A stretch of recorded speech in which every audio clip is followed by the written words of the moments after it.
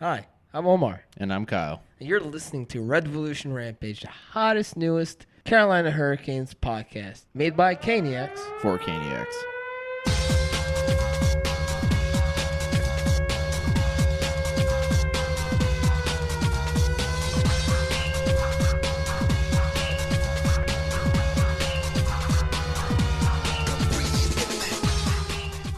This is called the first one because pretty much it's the first episode, first one we've done, and you are the lucky first listeners. So, for those who don't know, which is all of you, the format here is about 20-minute podcast and about 3 different sections outside of the introduction. Today's sections are, drumroll please,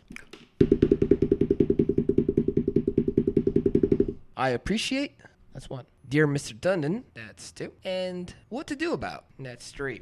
So let's start with the first one. I appreciate, and I think we've written down here who we've decided to talk about, and it's not what anyone here thinks. I think the decision was to go with the PNC crew. Yes, it was.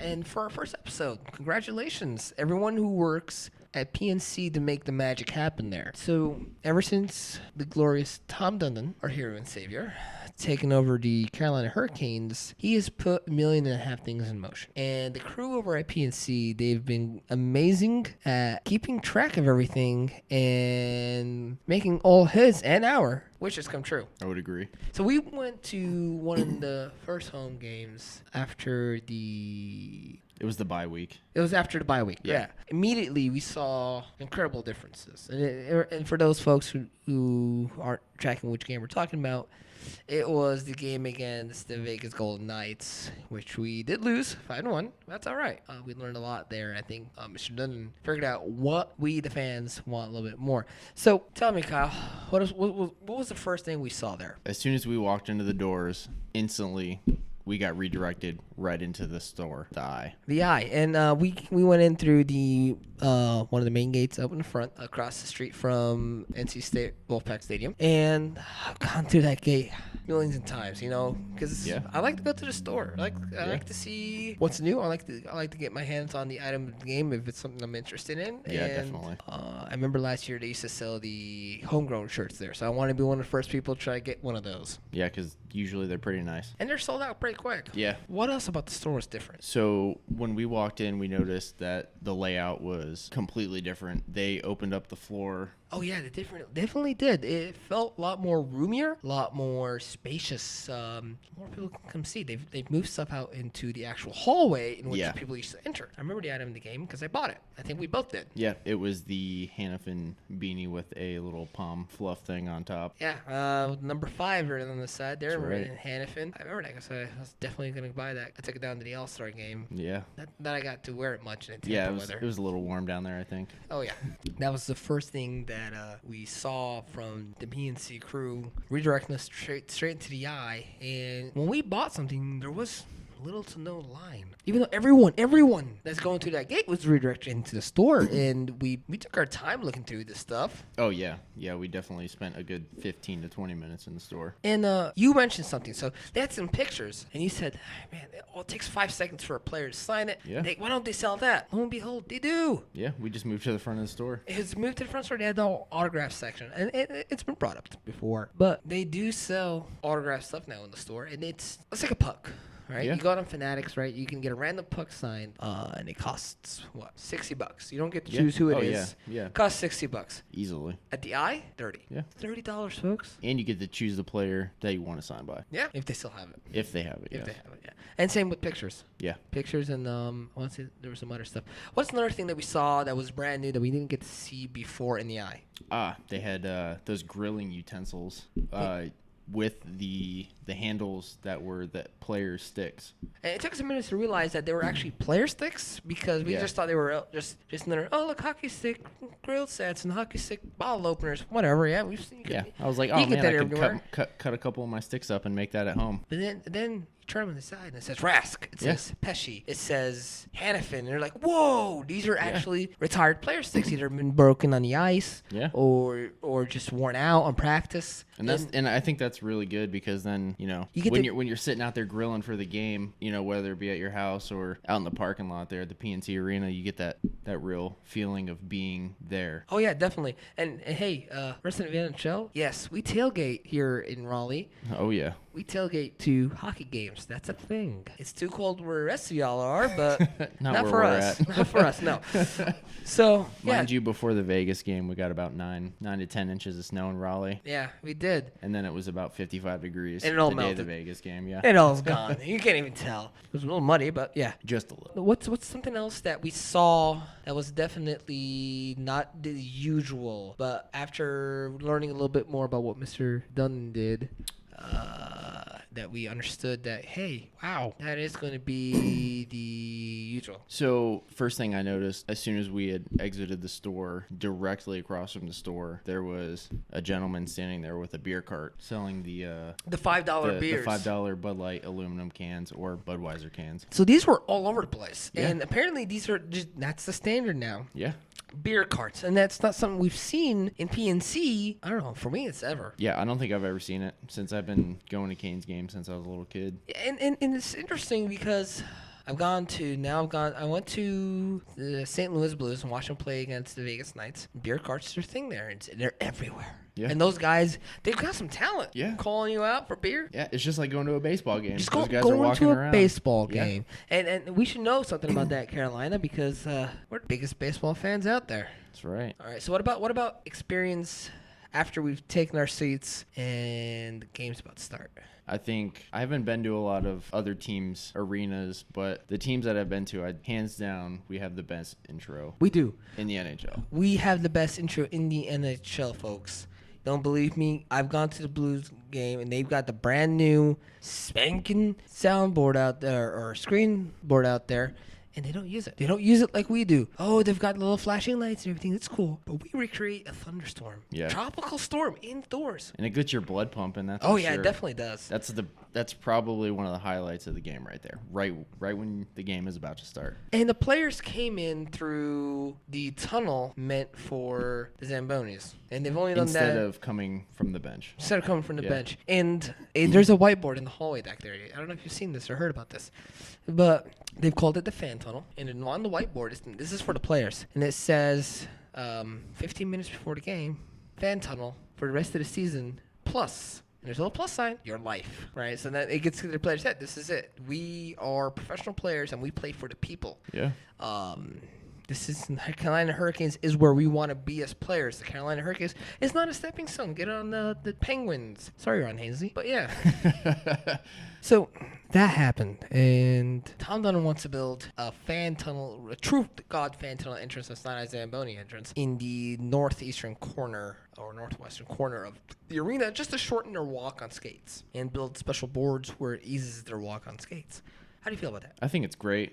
Gets more fan interaction with the players, and gives the players a chance to feed off the energy from the fans. It gets them to see who is out there for them. Because, Yeah. believe it or not, folks, our attendance is terrible. Oh yeah. However, when we do get attendance, unfortunately, we get a lot of bad attendance. We were just finished watching the Detroit game, and as Detroit got that breakaway fourth goal, and there are entire sections of the arena There was a lot of cheering. Detroit fans there. Yeah. and it's heartbreaking for me watching. Yeah. It's heartbreaking for the players watching, and we'll get to the players here later. But yeah, for who we appreciate, it's all the people in PNC who put this together, wwho fulfill Mr. Dunn's wishes, who are inherently really what we wish for as fans, as Caniacs. Yeah, you couldn't ask for a better owner at And this we point. couldn't ask for a better crew. Oh yeah. Who's more than willing. And shout out to the guy who makes the videos, because the Superman one. Oh, for that was Hope, awesome. Yeah. That yeah. one.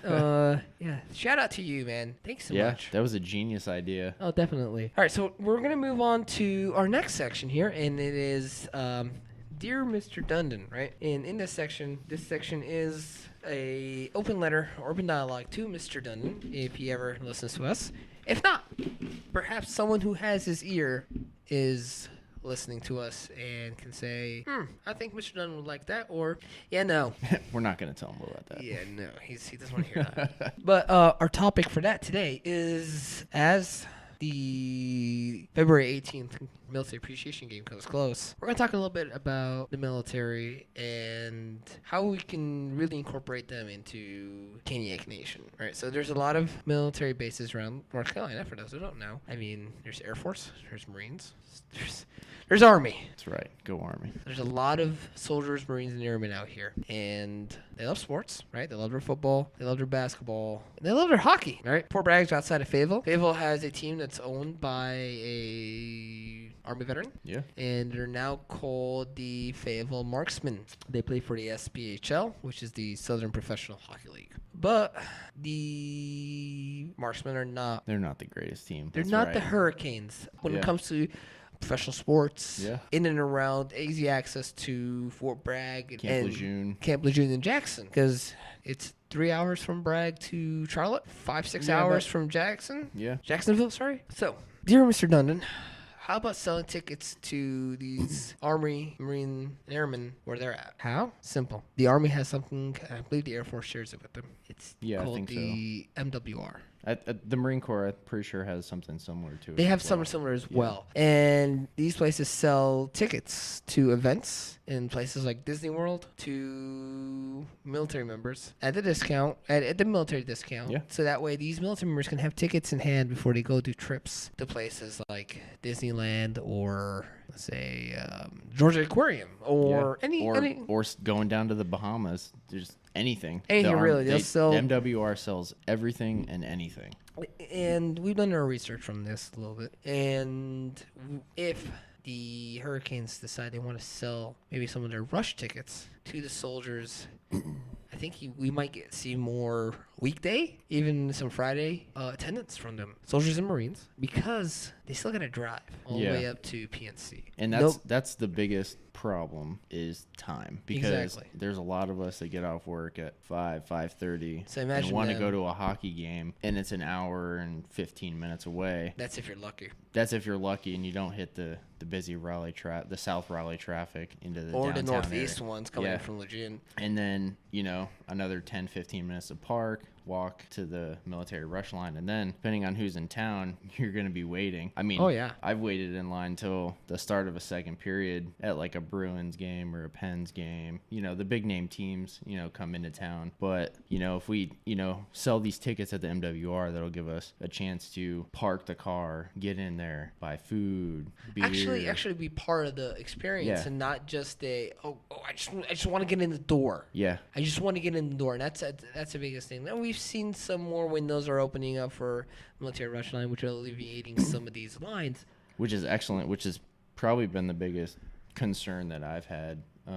Because, I've gotten there 2 hours before a game, and I was right at the front of the line, luckily. I think it was a Penguins game. Yeah, it was a Penguins game. I hate the Pens. And, I hate the Pens with the passion. yeah, I got there at, I think it was like 4 o'clock, and the windows opened at 6 or 6:30. And the line behind me was just insane. Like, Yeah. I would be surprised if some of those people that were towards the end of the line got in at the end of the first period or. Oh yeah, no, the midway through line the rolls intermission. back and goes all the way Yeah, back to. it's insane. I mean, you Yeah. might as well go all the way back into the Wolfpack Arena. Yeah. It's insane. And then the problem with that is, why come back unless I have a ticket in hand? Yeah, And- you're losing a fan base at that point because you don't want to wait in line. No, nobody likes waiting in line. Nobody likes waiting in line at the airport. Nobody likes waiting in line anywhere. Yeah. Let alone waiting in line and missing an experience that you're about to go pay for. Yeah, Why not sell these tickets to the soldiers at MWR? MWRs and the Marine equivalent will check IDs, of course. They will ensure that they're going to the right people. They'll do the job for the PNC salespeople and give you customers. a lot of customers. Oh yeah, and they'll drink the place dry. Oh yeah, They'll eat the place. well, especially with those $3 deals going on. I mean, you Oh can't yeah. beat that. Oh no, not at all. So yeah, dear Mr. Dundon, sell tickets at MWR. Yeah, do it. All right, so we're here about to go into our final segment. We're a little under 20 minutes here, so we're going to probably run into about 25 minutes. But it's our first episode, so forgive us. Just kind of getting the feel for it. Testing the waters here. All right, so this one is called What to Do About, and we're going to discuss our problem child goaltender, who we do love. Yeah, We do love you, darling. We do. But right now, we have concerns. That's okay. Sometimes child you love doesn't get good grades. That doesn't mean you throw them out to the wolves. Yeah, never. It means you figure out what's going on. In this case, if your kid's getting bad grades, You gotta get him. You gotta get send him him to help. summer camp. Yeah, or get him a tutor. Sorry, summer school. Yeah, summer school. That's a You good get way him to a put it, tutor, yeah. summer school. Yeah, So, darling, we're gonna send you to summer school if we could. if we could, but we're gonna call But this summer that's school. not our call.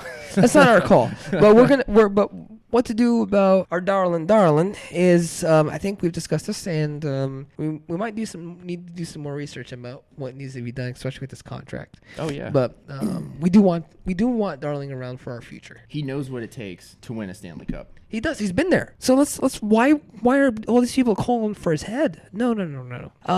There's better ways to do this, and I think one of the ways to do this is he needs his mojo. He needs his confidence back. Yeah.